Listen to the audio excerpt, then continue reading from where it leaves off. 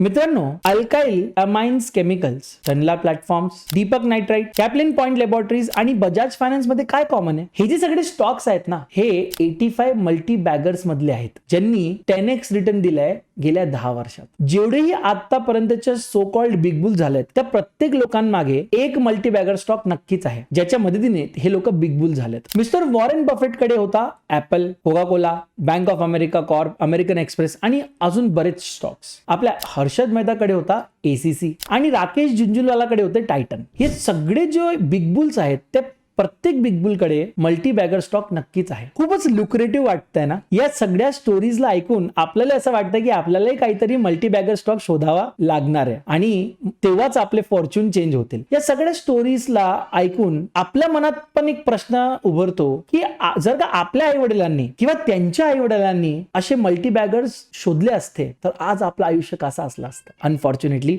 आपण काय past change करू शकत नाही, परंतु मात्र फ्युचर आपल्या हातात आहे. आजही असा एक मल्टी बॅगर आयडेंटिफाय करून आपण आपला फ्युचर चेंज करू शकतो. परंतु प्रश्न काय आहे की स्टॉक एक्सचेंज मध्ये 6000 शेअर्स लिस्टेड आहेत. आता त्यापैकी एक स्टॉक कसा शोधावा, एक मल्टी बॅगर कसा शोधावा? Don't worry, we are here to help you out. आणि म्हणून आजच्या व्हिडिओमध्ये आपण बघूया की मल्टी बॅगर स्टॉक्स काय असतात आणि यांना कसं आयडेंटिफाय करावं. आजच्या व्हिडिओमध्ये आम्ही तुमच्या सोबत काही टिप्स पण शेअर करूया जे तुम्हाला आपल्या लक्षात ठेवावं लागणार आहे while identifying a multi-bagger stock. तर चला मित्रांनो, चालू करूया आजचा video without wasting any further time. परंतु त्याआधी जर का तुम्ही आतापर्यंत आमच्या चॅनलला सबस्क्राईब केला नसाल तर consider subscribing the channel and hitting the bell icon. मित्रांनो, जर का तुम्हाला आमचे व्हिडिओ आवडत असतील तर please don't forget to like the videos, कारण आम्ही तुमच्यासाठी सतत पर्सनल फायनान्सेस अँड इन्व्हेस्टिंग वर पर वीक आम्ही तुमच्यासाठी अमेझिंग व्हिडिओज अपलोड करतोय so that you can create your own wealth. तर मित्रांनो, समजून घेऊया what are multi bagger stocks.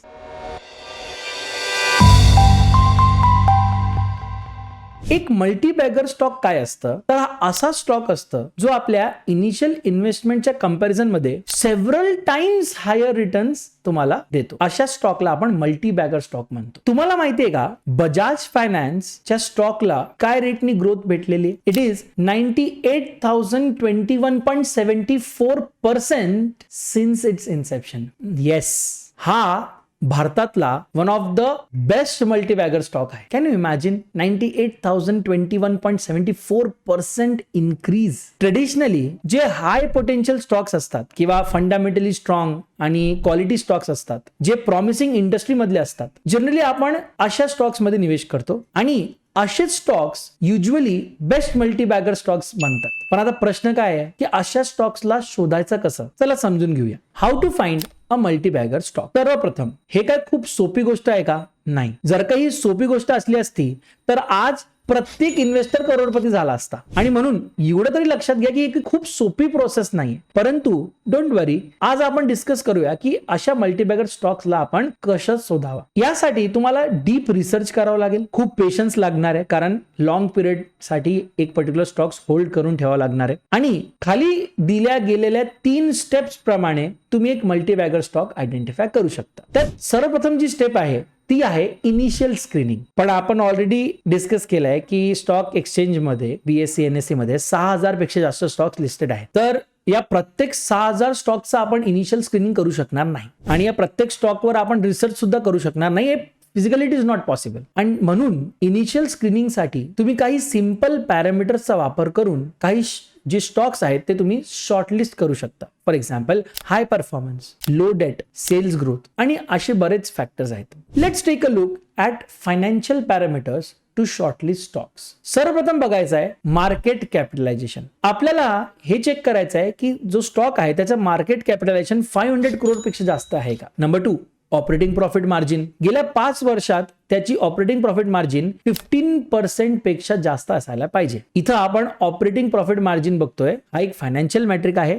याला कॅल्क्युलेट करण्यासाठी आपण पर्सेंटेज ऑफ रेव्हेन्यू घेतो जे कंपनी अर्न करते आफ्टर डिडक्टिंग ऑपरेटिंग एक्सपेन्सेस. म्हणजे जर सोप्या शब्दात सांगितलं तर कंपनी आपल्या कोर बिझनेस मधनं किती ऑपरेटिंग प्रॉफिट जनरेट करते विदाउट फॅक्टरिंग अदर कॉस्ट, म्हणजे जे इंटरेस्ट पेमेंट असेल किंवा टॅक्सेस असेल किंवा वन टाइम चार्जेस असतील यांना न धरता. A higher operating profit margin generally काय इंडिकेट करतं की कंपनी खूप चांगला प्रॉफिट अर्न करते पर रुपी ऑफ रेव्हेन्यू, आणि म्हणून हे एक खूप अतिशय पॉझिटिव्ह साइन आहे एका इन्व्हेस्टरसाठी. थर्ड, तुम्ही बघू शकता return on equity for last 5 years, आणि ते कमीत कमी 20% असायला पाहिजे किंवा 20% पेक्षा जास्त असायला पाहिजे. रिटर्न ऑन इक्विटी आपल्याला काय शो करतो की कंपनी किती चांगल्या प्रमाणे आपले रिटर्न जनरेट करते ऑन इन्व्हेस्टमेंट, जे पैसे त्यांना शेअर होल्डर्स कडनं भेटलेले आहेत. तर जेवढा जास्त ROE असला आपल्याला म्हणजे शेअर होल्डरसाठी आपल्यासाठी खूप चांगलं. त्यानंतर असतं डेट इक्विटी रेशो. तुम्ही प्रिव्हियस इयरचा डेट इक्विटी रेशो बघा, आणि ideally it should be less than 1. Debt equity ratio हा सुद्धा एक फायनान्शियल रेशो आहे, ज्यांनी तुम्हाला कंपनीचे टोटल डेट आणि कंपनीचे टोटल इक्विटी मधला रिलेशन समजून जाईल. याचा वापर करून तुम्ही कंपनीच्या फायनान्शियल लिव्हरेज आणि कंपनी किती आपले ऑपरेशन्स डेट मधनं फायनान्स करते आणि किती आपले ऑपरेशन्स इक्विटी मधनं फायनान्स करते हे तुम्हाला याच्यातनं लक्षात येईल. जर का तुमचा डेट इक्विटी रेशो लोअर असला तर आपल्यासाठी म्हणजे इन्व्हेस्टरसाठी ही खूप अतिशय चांगली गोष्ट असते. त्यानंतर तुम्ही चेक करा सेल्स ग्रोथ लास्ट 5 इयरचा, आणि कमीत कमी 10% सेल्स ग्रोथ आपल्याला पाहिजे. आणि last but not the least, check करा return on capital employed last 5 इयर्सचा मिनिमम 15% तरी असायला पाहिजे किंवा 15% पेक्षा जास्त असायला पाहिजे. हा जो रेशो आहे याने आपल्याला लक्षात येईल की कंपनी आपला कॅपिटलचा किती चांगला प्रयोग करून प्रॉफिट जनरेट करू शकते. तर हा रेशो जितका जास्त असला तितका बरं. चला मित्रांनो, आता आपण screener.in या वेबसाईटचा वापर करून काही स्टॉक्स शॉर्टलिस्ट करूया. सर्वप्रथम आपल्या ब्राउझरमध्ये जावा www.screener.in या वेबसाईटवर. एकदा तुम्ही इथं आलेत त्यानंतर टूल मध्ये जाऊन तुम्हाला क्रिएट अ स्टॉक स्क्रीन या ऑप्शनवर क्लिक करायचं आहे. त्यानंतर आपण जे पॅरामीटर्स डिस्कस केले त्या पॅरामीटर्सला इनपुट करा आणि क्वेरीला रन करा आणि तुमच्या समोर स्टॉक्सची लिस्ट येऊन जाईल. जर का तुम्हाला शिकायचं असेल की screener.in कसं वापरायचं आहे तर आम्ही यासाठी एक डिटेल्ड व्हिडिओ बनवलाय आणि त्या व्हिडिओची लिंक आम्ही या व्हिडिओच्या डिस्क्रिप्शन बॉक्समध्ये टाकणार आहोत. तर तुम्ही त्या लिंकवर क्लिक करा आणि त्या व्हिडिओला नक्की बघा. ओके, चला आता आपण काही स्टॉक्स शॉर्टलिस्ट केलेले आहेत. Now what is the next step? Next step आहे कंडक्ट अ क्वांटिटेटिव्ह एनालिसिस.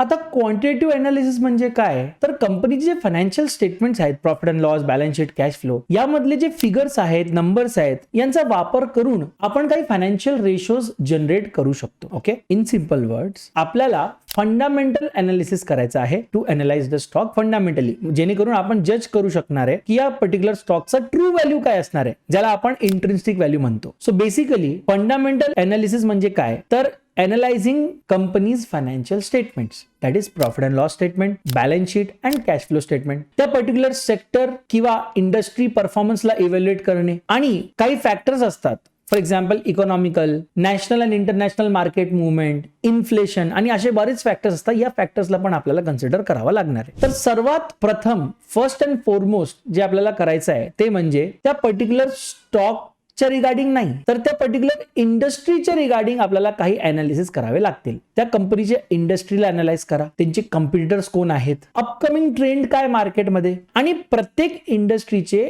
काही डिफरंट सेट ऑफ पॅरामीटर्स असतात अनालिसिस साठी. फॉर एक्झाम्पल जर का तुम्ही बँकिंग इंडस्ट्री घेतला, बँकिंग इंडस्ट्रीचा अनालिसिस करण्यासाठी तुम्हाला नेट इंटरेस्ट इन्कम बघावं लागेल, म्हणजे जे आपण रेव्हेन्यू जनरेट केलाय, बँकेने जे टोटल रेव्हेन्यू जनरेट केलाय लेंडिंग आणि अदर इंटरेस्ट अर्निंग ऍक्टिव्हिटी मधनं मायनस जेवढे इंटरेस्ट एक्सपेन्सेस झालेत ते आला तुमचा नेट इंटरेस्ट इन्कम. आता जर का बँकेचा NII चांगला असेल दॅट मीन्स बँकचा परफॉर्मन्स पण चांगला आहे. तसंच तुम्हाला हे बघावं लागेल की बँकने टोटल डिपॉझिट्स किती ग्रांट केलेले आहेत किंवा किती लोन ग्रांट केलेले आहेत. बँकेचा CAR that is capital adequacy ratio आपल्याला बघावं लागणार आहे, जेणेकरून आपल्याला लक्षात येईल की बँकेकडे किती कॅपिटल आहे इन रिलेशन टू त्याचे risk weighted assets and risk weighted current liabilities. आणि हा जर रेशो जास्त असला तर याचा अर्थ असा आहे की बँक सेफ आहे, अदरवाइज बँक रिस्की आहे. इन सिंपल वर्ड्स CAR ला स्टडी करून आपल्याला हे लक्षात येतं की जे डिपॉझिटरचा जो पैसा आहे तो किती सेफ आणि सेक्युर्ड आहे या पर्टिक्युलर बँकेत. कॅपिटल इंटेन्सिव्ह इंडस्ट्रीज जसं की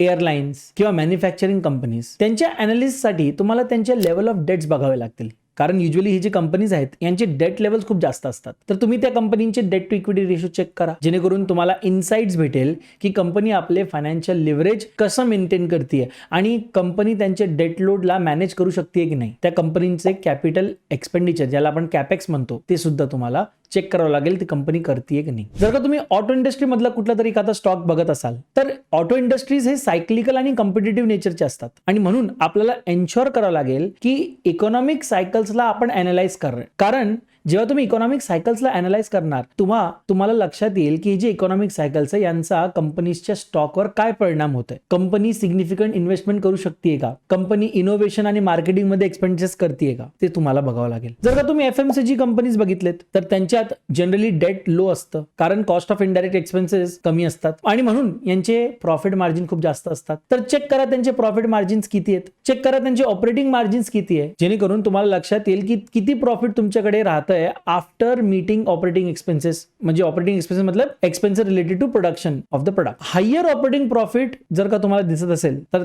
त्याचा अर्थ असा आहे की या बिझनेसमध्ये ऑपरेटिंग इफिशियन्सी चांगली आहे. समजा तुम्ही एक्झाम्पल घ्या नेस्ले इंडियाचा. तुम्ही screener.in वर जावा आणि त्या कंपनीला अनालाइज करणं चालू करा. स्क्रीनरवर जाऊन तुम्ही नेस्ले इंडिया लिमिटेड सर्च करा. तुम्हाला त्या कंपनी संदर्भात भरपूर माहिती त्या वेबसाईटवर भेटेल. तुम्हाला कंपनीचे काही बेसिक डिटेल्स दिसतील, बरोबर. कंपनी कुठले प्रोडक्ट्स विकतीये ते सुद्धा तुम्हाला त्याच्यातनं लक्षात येईल. कंपनीचे ओनर्स कोण आहेत, रेव्हेन्यू ब्रेकअप कसा आहे, ते सगळे डिटेल्स तुम्हाला screener.in वर दिसतील. जर का तुम्हाला अजून इन्फॉर्मेशन हवी असेल तर तुम्ही त्या वेबसाईटवर त्या कंपनीचे अॅन्युअल रिटर्न बघू शकता, कंपनीची वेबसाईट बघू शकता. तुम्ही त्या पर्टिक्युलर स्टॉकचा फंडामेंटल अनालिसिस करू शकता. तुम्ही बघा की कंपनीचे सेल्स आणि प्रॉफिट स्टेबल आहे का, ओव्हर द इयर ग्रो करतायत का प्रॉफिट आणि सेल्स. कंपनीचे ऑपरेटिंग प्रॉफिट मार्जिन्स हाय असायला पाहिजे, ते हाय आहेत का, कारण युजली हे जे मल्टीबॅगर्स असतात त्यांचे प्रॉफिट मार्जिन्स खूप हाय असतात, either because of lack of competition और because of their leading position in the industry. तर तुम्ही ते सेल्स बघा, ऑपरेटिंग प्रॉफिट बघा, नेट प्रॉफिट बघा. नेस्ले कंपनीचा 5-10 वर्षात ते कंटिन्युअसली इन्क्रीज होत राहत आहे आणि इट इज हा चांगला साईन आहे ना की गेल्या 10 वर्षात ते इन्क्रीज होत आहे. त्यानंतर प्रॉफिट अँड लॉस अकाउंट बघा. काही पॅरामीटर्स तिथेही तुम्हाला अनालाइज करावे लागतील, काही पॅरामीटर्स तुम्हाला बॅलन्स शीट मध्ये पण अनालाइज करावे लागतील. सर्वप्रथम त्या कंपनीचे असेट्स बघा. ओके, त्याच्यात कॅश असेल, इन्व्हेंटरी असेल, प्रॉपर्टी असेल, काही अकाउंट रिसिव्हेबल्स असतील, काही इक्विपमेंट्स असतील. तुम्ही ते कंपनीचे असेट्सचा कंपोजिशन आणि त्यांच्या व्हॅल्यू याला अनालाइज केला ना तर तुम्हाला कंपनीचे फायनान्शियल हेल्थ आणि ग्रोथ पोटेन्शियल संदर्भात माहिती भेटेल. समजा फॉर एक्झाम्पल तुम्ही नेस्ले बघितलं तर कंपनीची कॅश आणि जी अदर असेट आहे ते इन्क्रीज होतीये, which is a good sign. कंपनीसाठी चांगलं साईन आहे ना, कारण कॅश आणि अदर असेट इन्क्रीज होत आहे. तुम्ही कंपनीचे लेवल ऑफ डेट्स बघा, तुम्ही कंपनीचे डेट्स लेवल बघा कंपनीला किती डेट रिपे करायचं आहे, इंटरेस्ट कॉस्ट किती आहे, कारण इंटरेस्ट कॉस्ट तुमचा प्रॉफिटला हॅम्पर करेल. तुम्ही नेस्ले कंपनीचा डेट लेवल बघा, सिग्निफिकंटली रिड्यूस झालाय, हा पण एक पॉझिटिव्ह साईन आहे की कंपनी चांगला परफॉर्म करते. त्यानंतर तुम्ही त्या पर्टिक्युलर कंपनीचा वर्किंग कॅपिटल सायकल पण बघू शकता. यांनी काय होईल, working capital cycle represent the time takes for the company to convert its current asset and current liabilities into cash to fund its operations. जर का कंपनी इझिली हे करू शकते तर ही खूप चांगली गोष्ट आहे, कारण कंपनी आपले कॅश फ्लो इझिली मॅनेज करू शकणार आहे आणि त्यांच्याकडे नेहमी फंड असणार आहे ऑपरेशनसाठी. कारण तुम्ही नेस्लेचा बघा, नेस्लेचा तुम्ही वर्किंग कॅपिटल सायकल बघितला तर इट इज निगेटिव्ह. याचा अर्थ काय की company is able to generate excess cash flow, that is business can free up cash quickly. म्हणजे तुम्हाला जर कंपनी जर का स्टक झाली आणि त्याला एकदम अर्जंटली कॅशची गरज झाली तर कंपनीकडेच एक्स्ट्रा कॅश असणार आहे आणि इझिली कंपनी ते कॅशची रिक्वायरमेंट फुलफिल करू शकणार आहे. हे होते काही पॅरामीटर्स. आता आपण बॅलन्स शीट मधले पण काही पॅरामीटर्स बघूया. तुम्ही कॅश फ्लो स्टेटमेंट बघा. कॅश फ्लो स्टेटमेंट बघितल्यावर तुम्हाला कळेल तर कंपनीकडे फ्री कॅश फ्लो किती आहे, त्यांच्याकडे ऍक्च्युअल कॅश किती आहे ऍट इट्स डिस्पोजल. म्हणजे तुम्हाला जर का कुठला तरी लोन किंवा डेट किंवा रिपेमेंट करायचा असेल किंवा तुम्हाला डिव्हिडंड पे करायचा असेल तर त्यासाठी तुम्हाला कॅश लागणार आहे. जर का कंपनीकडे एक्सेस कॅश आहे तर याचा अर्थ असा आहे की तुम्ही आपले प्रोडक्शन इम्प्रूव्ह करू शकता, इन्क्रीज करू शकता, जेणेकरून तुमची ग्रोथ अजून जास्त होईल. तर हे सगळे पॉझिटिव्ह पॅरामीटर्स आहेत. तुम्ही नेस्लेचा बघा, कॅश फ्लो काय सांगताय, स्टेबल नाहीये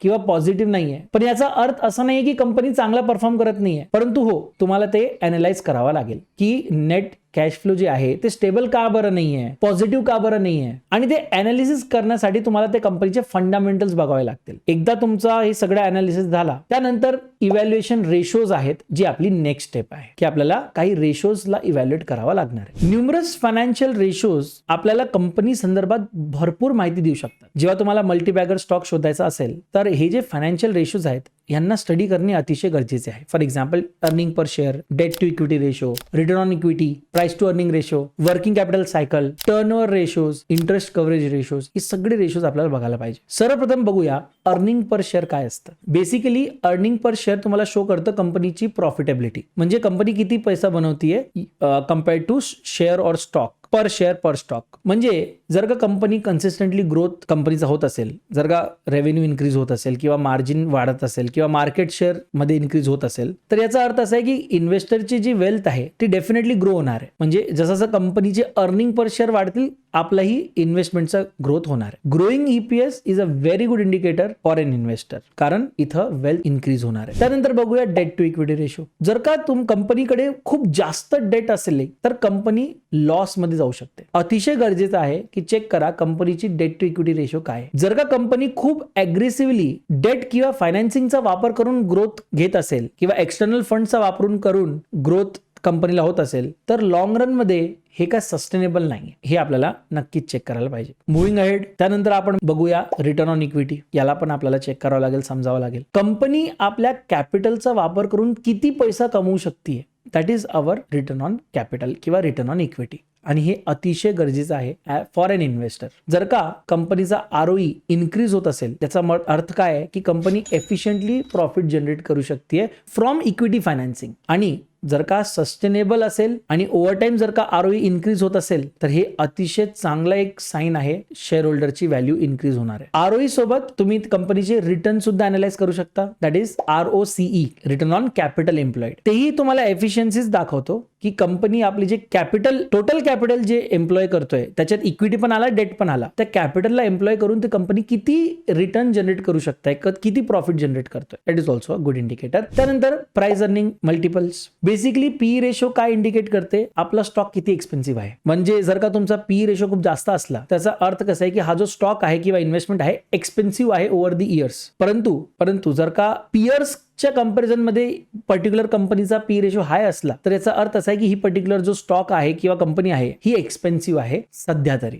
त्यानंतर तुम्ही त्या कंपनीचे वर्किंग कॅपिटल सायकल बघू शकता, ज्याने तुम्हाला माहिती पडेल की कंपनी किती इझिली आपल्या करंट असेट्सला कॅश मध्ये कन्वर्ट करू शकते. करेक्ट. जेवढा इझी कंपनीसाठी कॅश अवेलेबिलिटी असेल तेवढा सोप्या प्रमाणे कंपनी आपले कॅश फ्लो किंवा फंड फ्लो ऑपरेशन मॅनेज करू शकणार. त्यानंतर काही टर्नओव्हर रेशोज तुम्ही अनालाइज करू शकता. For example inventory turnover ratio, asset turnover ratio, जेणेकरून तुम्हाला कंपनी किती सोप्या प्रमाणे आपल्या इन्व्हेंटरीला कॅश मध्ये कन्वर्ट करू शकते तुम्हाला समजेल. म्हणजे हे काय एफिशियन्सी शो करते कंपनी किती एफिशियंट. त्यानंतर तुम्ही कंपनीचा इंटरेस्ट कव्हरेज रेशो बघू शकता. तुम्हाला हे तर समजायला पाहिजे ना की कंपनी आपली जे इंटरेस्ट आउटस्टँडिंग डेटवर जे इंटरेस्ट आहे ते पे करू शकते की नाही. हा रेशो नक्की चेक करा आणि हा रेशो चांगलाच पाहिजे, कारण we can calculate this ratio by dividing company's earning before interest and tax, that is EBIT, by its interest expense during a given period. म्हणजे हा रेशो नक्कीच बघायचा, त्यानंतरच तुम्ही मल्टीबॅगर स्टॉक शोधू शकता. आता या सगळ्या क्वांटिटेटिव्ह फॅक्टर्स कन्सिडर केल्यानंतर आता स्टेप नंबर 3 आहे क्वालिटेटिव्ह अनालिसिस.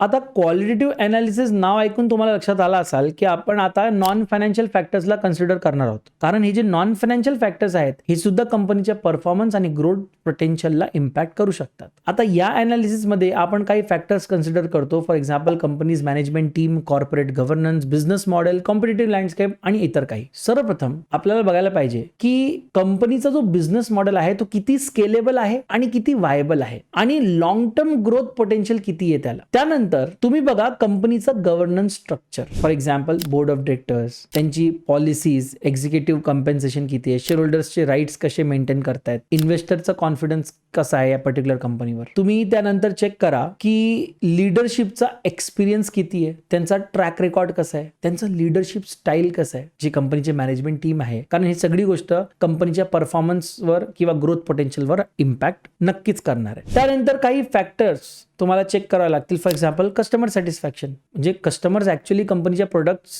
पासून खुश आहेत की नाही, काही मॅनेजमेंटमध्ये चेंज होणार आहे का, काही पेंडिंग लिटिगेशन्स आहेत का जे कंपनीच्या रेप्युटेशनला हॅम्पर करू शकतात, काही अशी न्यू टेक्नॉलॉजी आहे का कंपनीकडे जे कंपनीला कॉम्पिटिटिव्ह ऍडव्हान्टेज देते. फॉर एक्झाम्पल नेस्ले इंडियाचा टॉप प्रोडक्ट होता मॅगी. तुम्हाला आठवत आहे का 2015 मध्ये मॅगीवर टेम्पररीली अक्रॉस इंडिया बॅन आलेला, कारण त्याच्यात एक्सेसिव्ह लेवल ऑफ लीड आणि त्याच्यात प्रेझेन्स ऑफ मोनोसोडियम ग्लुटमेट भेटलेला, that is MSG. Within few months कंपनीचा जो सिग्निफिकंट मार्केट शेअर आहे तो लॉस्ट झाला आणि म्हणून फायनान्शियल इयर 2015 मध्ये कंपनीचा जो रेव्हेन्यू आहे तो सुद्धा खूप खालती आलेला. मला आशा आहे की आतापर्यंत आम्ही जे तुम्हाला एक्सप्लेन केलंय ते तुम्हाला कळतंय, समजतंय. मुव्हिंग अहेड, एक्सपर्ट्स म्हणतात one of the most important qualitative factor जे प्रत्येक माणसाने बघायलाच पाहिजे ते आहे कंपनीचं सस्टेनेबल कॉम्पिटेटिव्ह ऍडव्हान्टेज, ज्याला आपण इकॉनॉमिक मोट म्हणतो. हा अतिशय इम्पॉर्टंट ऍस्पेक्ट आहे before finding multi bagger stocks. Basically हे जे इकॉनॉमिक मोट आहे म्हणजे कंपनीकडे असा काही बिझनेस आहे जेणेकरून कंपनी आपल्या कॉम्पिटिशनवर,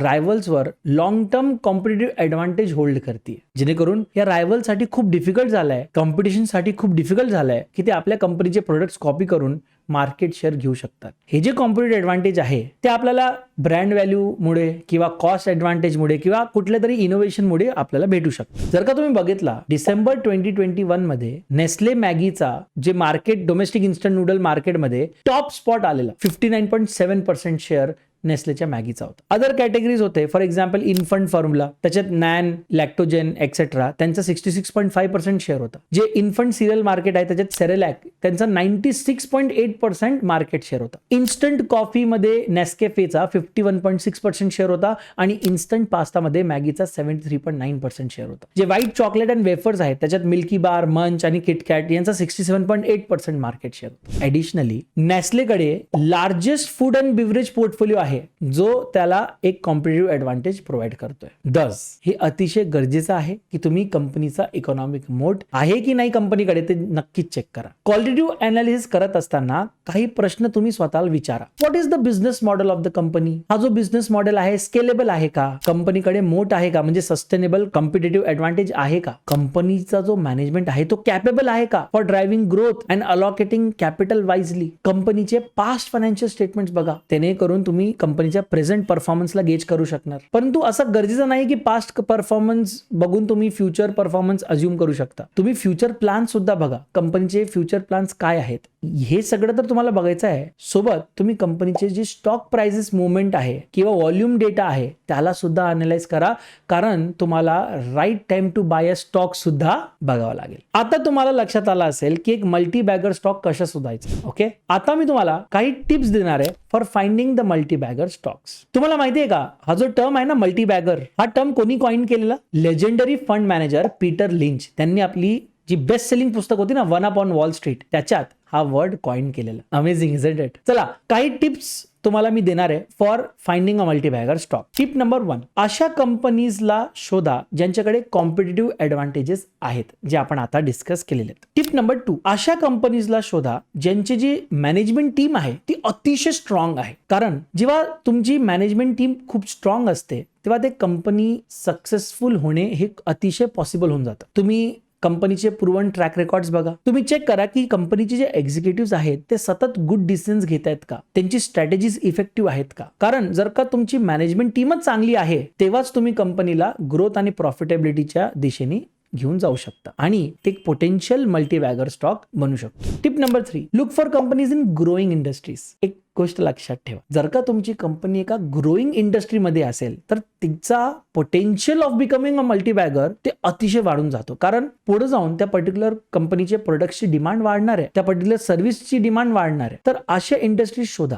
ज्यांच्यात फ्युचरमध्ये ग्रो होण्याची पॉसिबिलिटी खूप जास्त आहे. For example technology, health care, renewable energy. Tip number 4, look for companies with a history of consistent growth. Companies जर का कन्सिस्टंटली आपला रेव्हेन्यू आणि profit over the years grow करत असेल तर अशा कंपनीच्या मल्टी बॅगर स्टॉक बनण्याची प्रोबॅबिलिटी खूप जास्त आहे. त्या कंपनीचे ट्रॅक रेकॉर्ड्स बघा ती कंपनी स्ट्रॉंग फायनान्शियल रिझल्ट्स देऊ शकते की नाही. टिप नंबर 5, स्मॉल कॅप स्टॉक्सला इग्नोर करू नका. स्मॉल कॅप स्टॉक्स हे स्टॉक्स असतात स्मॉल कंपनीजचे ज्यांचा मार्केट कॅपिटलायझेशन 5,000 crores पेक्षा कमी आहे. बरोबर आहे, हे जरा रिस्कियर असतात as compare to large cap stock, परंतु यांच्यात पोटेन्शियल पण जास्त असतं मल्टी बॅगर बनण्याचं, कारण त्यांच्याकडे रूम असतं for growth. Tip number 6, give it time, be patient. मित्रांनो, it is essential that you give your stock sufficient time to grow. कारण जर का तुम्हाला धीर नसला आणि जर का तुम्ही स्टॉक लवकर सेल केलात किंवा शॉर्ट टर्म होल्ड करून जर का तुम्ही सेल केलात तर तुम्हाला डिझायर्ड रिटर्न्स भेटणार नाही. त्या पर्टिक्युलर बिझनेसला, त्या पर्टिक्युलर कंपनीला आपली स्वतःची कंपनी आणि स्वतःचा बिझनेस असा अज्युम करा आणि पेशंटली वेट करा रिवॉर्डसाठी. आता मित्रांनो, तुम्हाला माहिती झालंय की मल्टी बॅगर स्टॉक कसं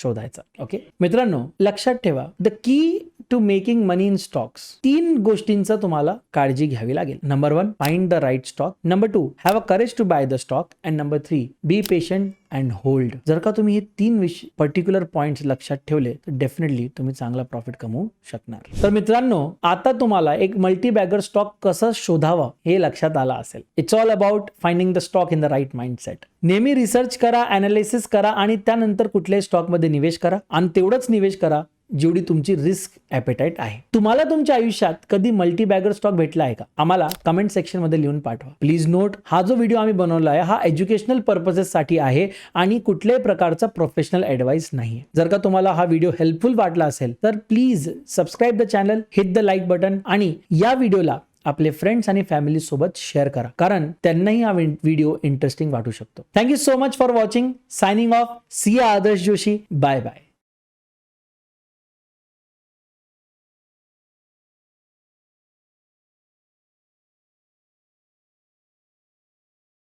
Investment in securities market are subject to market risks. Read all the related documents carefully before investing. Please read the risk disclosure documents carefully before investing in equity shares, derivatives, mutual fund, and or other instruments traded on the stock exchanges.